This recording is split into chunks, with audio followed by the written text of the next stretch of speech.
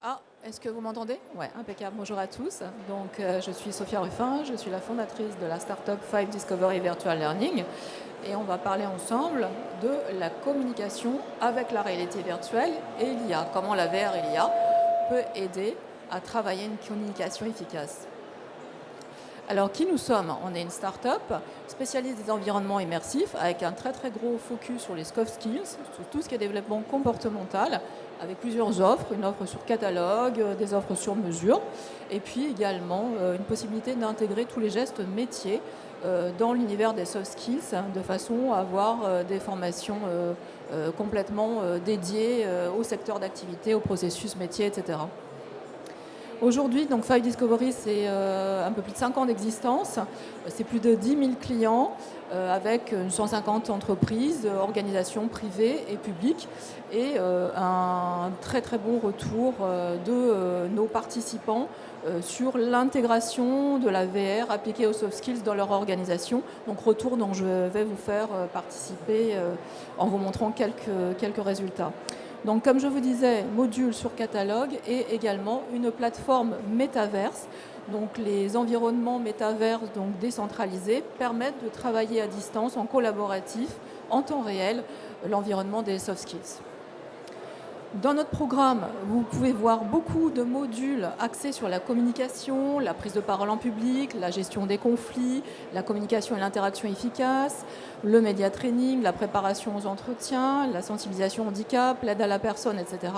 Donc un riche catalogue avec beaucoup de modules autour du comportemental, également du comportemental et des gestes métiers. Et bien entendu, on s'est dit, mais comment améliorer, fort de nos 5 ans d'expérience, comment améliorer l'expérience utilisateur pour avoir des formations encore plus contextualisées, encore plus adaptatives. Et donc, nous avons intégré l'IA, l'intelligence artificielle, dans Monodule. Donc l'IA générative, l'IA conversationnelle, qui permet d'avoir une réponse adaptée des avatars en face de vous pour différents cas d'usage. Et puis à la fin, vous avez l'un coach virtuel qui vient avoir une donnée de préconisation, avoir une vision sur tout le parcours de l'apprenant, lui faire un retour à chaud de la façon dont l'apprenant s'est comporté par rapport aux personnes, aux avatars et l'IA derrière qui a permis de contextualiser les échanges. Alors, les feedbacks des participants sur l'IA, c'est souvent gagné en expérience terrain. Donc la réalité virtuelle couplée à l'IA, ça permet d'être plus pratique, plus pragmatique et d'avoir quelque chose de beaucoup plus personnalisé, individualisé. Donc ça, c'est un des premiers indicateurs que l'on retient aujourd'hui. Il y en a d'autres. Il y a notamment le fait qu'on puisse plus facilement, avec l'IA et la VR, appliquer des enseignements qu'on a appris dans l'environnement virtuel dans l'environnement réel, donc beaucoup plus terrain, beaucoup plus adapté. Et puis, la possibilité, toujours évidemment, mais là on retrouve les indicateurs de la VR, d'être dans une bulle de confidentialité, de pouvoir faire des erreurs, de pouvoir répéter les choses, avec à chaque fois une réponse de l'IA qui est différente. Donc ça permet vraiment de gagner en compétences beaucoup plus rapidement. Les cas d'usage que l'on a expérimentés, on va les découper en 3 grandes parties. La première partie, c'est tout ce qui est interaction difficile. Donc c'est quelque chose qui nous est souvent demandé par nos clients. Pourquoi? Parce qu'on n'apprend pas l'intelligence émotionnelle, on n'apprend pas à prendre du recul, on n'apprend pas à gérer une incivilité, à gérer une agressivité de la part d'un tiers. Donc ce sont des soft skills qui manquent énormément à l'apprentissage. Et c'est vrai que l'environnement virtuel fournit un cadre d'entraînement absolument exceptionnel. Et couplé à l'IA qui va contextualiser les échanges, ça permet de s'entraîner encore plus efficacement avec plein de possibilités qui est amené par l'IA. Donc là, on vous a cité quelques exemples, un entretien de recadrage, un conflit, des incivilités, de l'agressivité d'un tiers, une déficience cognitive. Par exemple, dans nos modules sur l'aide à la personne âgée, où vous pouvez avoir affaire, si vous êtes auxiliaire de vie ou autre, ou médecin, une personne qui, parce qu'elle ne se sent pas bien, va avoir une réponse, une communication inadaptée, peut vous envoyer balader ou peut être carrément en état d'agressivité. C'est à vous en fait d'apprendre comment moi je vais répondre à cette agressivité en utilisant évidemment des méthodes comme l'intelligence émotionnelle, la prise de recul. Elle ne me parle pas directement, c'est juste l'expression d'un mal-être, d'un malaise, par la répétition amenée par l'IA, d'apprendre à prendre véritablement du recul, gagner en résilience pour réadapter sa communication de manière positive. Voilà, donc 2 grands blocs extrêmement intéressants apportés par l'IA. Le deuxième axe, c'est la communication efficace d'une manière générale. Donc on apprend à reformuler, on apprend à synthétiser. L'esprit de synthèse, ce n'est pas quelque chose d'évident pour tous. Donc ça permet, par rapport à un agent conversationnel, de pouvoir comprendre comment on va structurer davantage un discours pour convaincre, pour arriver à ses fins. Donc un entraînement très pragmatique. Donner du feedback pertinent également, dans le cadre d'un entretien annuel ou autre. S'entraîner par rapport à un entretien d'embauche également. Donc ça, c'est un cas d'usage qu'on retrouve très souvent. Vous êtes face à plusieurs recruteurs, vous devez convaincre.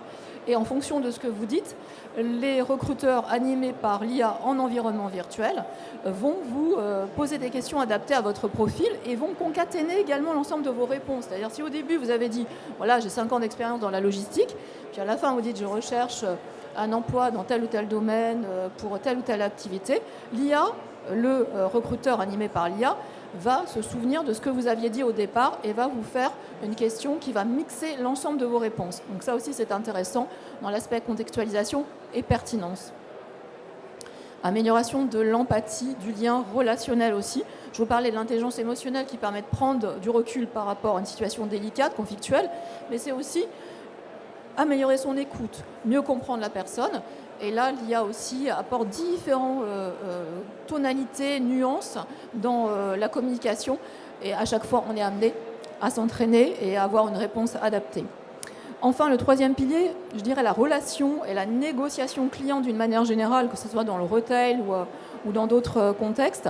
Bien comprendre les questions du client, essayer de poser les meilleures questions, les meilleures demandes pour calibrer, pour qualifier l'environnement dans lequel il évolue, gérer les objections, argumenter, et puis évidemment arriver à démêler une négociation un petit peu difficile.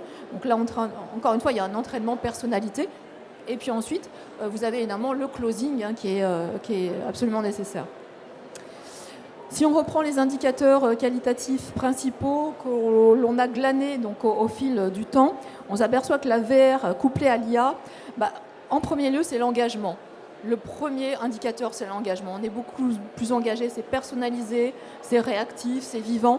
Donc on gagne en immersion avant et avec l'IA, on gagne en capacité d'intérêt. Donc on a davantage de volonté à faire ce type de formation. L'autonomie également est un critère qui rentre en compte puisque avec l'IA et la personnalisation, on affirme son positionnement propre. On n'est pas sur quelque chose de général. Donc on gagne derrière en capacité à réutiliser la connaissance et en autonomie beaucoup plus rapidement qu'avant. Et puis bien sûr, l'amélioration du lien social, de l'interaction sociale qui est absolument clé dans notre monde actuel en fort changement avec des paramètres qui sont absolument nécessaires, notamment l'agilité par rapport à différents cas relationnels. Accessibilité universelle, parce que la VR couplée à l'IA, évidemment, sous sa forme expérientielle la plus forte, c'est avec un casque de réalité virtuelle. Mais on peut également avoir ces modules immersifs en version 360 degrés sous format PC, ce qui permet une diffusion beaucoup plus importante. Alors, je vais vous passer un extrait vidéo. Je ne sais pas si... Voilà. C'est bon. Je ne sais pas si vous allez avoir le son, par contre. Donc là, on va se plonger dans un de nos modules, la prise de parole en public, donc vous êtes participant. Et maintenant, j'appelle notre prochain invité qui va évoquer un point très important de notre conférence d'aujourd'hui. Voilà, très bien. Merci de votre présence. Je vous propose de vous présenter brièvement. Donc, on attaque ses propres slides.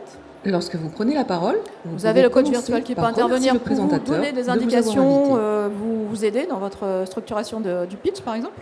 Un prompteur.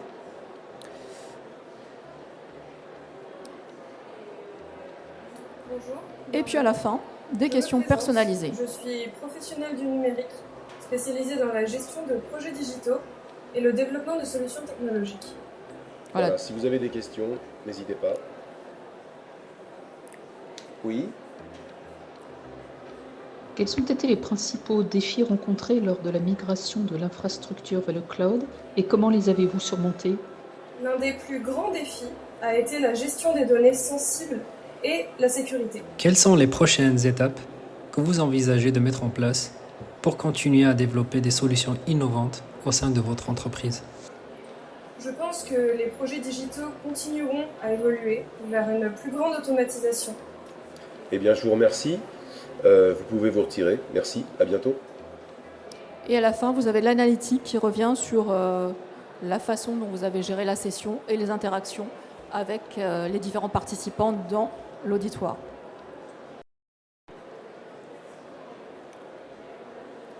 Alors on va continuer avec un témoignage, je crois que c'est Danone, l'un de nos clients qui a utilisé nos modules VR couplés à l'IA.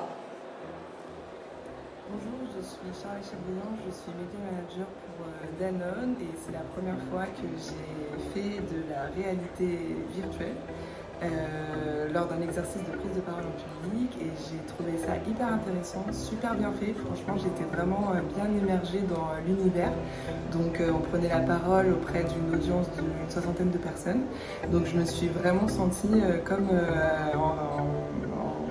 dans la réalité et ça m'a vraiment permis de me prêter à l'exercice, d'oser, de tester de nouvelles choses. Donc à retester pour la suite pour m'entraîner sur cet exercice. Merci. Voilà, je pense que le maître mot, c'est oser. C'est-à-dire qu'on n'a pas peur, on fait, on a le droit à l'erreur. Je suis très heureuse d'être là avec vous aujourd'hui pour vous parler de cette superbe marque. Alors, bonjour, je m'appelle Elisa, je suis brand manager sur la marque iPro chez Danone et je viens de tester la réalité virtuelle sur la prise de parole en public. Super exercice, ça permet vraiment de se projeter en fait face à une audience, donc c'est un super entraînement pour pouvoir identifier et améliorer tous les éléments qui peuvent nous aider à être plus impactants. Donc très bon exercice. Voilà, alors en termes de modalités de formation, donc, vous pouvez utiliser nos licences sur catalogue en mode libre. On peut également coupler notre savoir-faire en IA et VR avec un acte de formation avec un formateur sur place et un programme pédagogique. On est certifié Calliope. Pour les organismes publics, nous sommes également référencés à l'UGAP. Et puis, comme je vous disais au départ, on peut également faire de la création sur mesure. Des banques ou secteur du luxe nous demandent de faire des choses qui sont plus personnalisées avec la recréation de leur environnement de travail. Donc on travaille avec tout type de secteurs d'activité, que ce soit de l'industrie, de la banque, des organismes publics, des sociétés dans le domaine du luxe, dans le domaine du retail, du transport, etc. On est vraiment transverse. Dans le domaine de l'éducation, on travaille avec l'éducation nationale notamment, et puis avec pas mal d'universités, grandes écoles ou de CFA Greta. Et nous sommes au stand W62, pas très loin d'ici, donc si vous voulez avoir une démo, nous poser plein de questions, tester certains de nos modules, avec grand plaisir. Et vous avez également mes coordonnées qui s'affichent, donc si vous souhaitez reprendre contact par la suite. Et puis bien sûr, si vous avez des questions, n'hésitez pas. Merci beaucoup.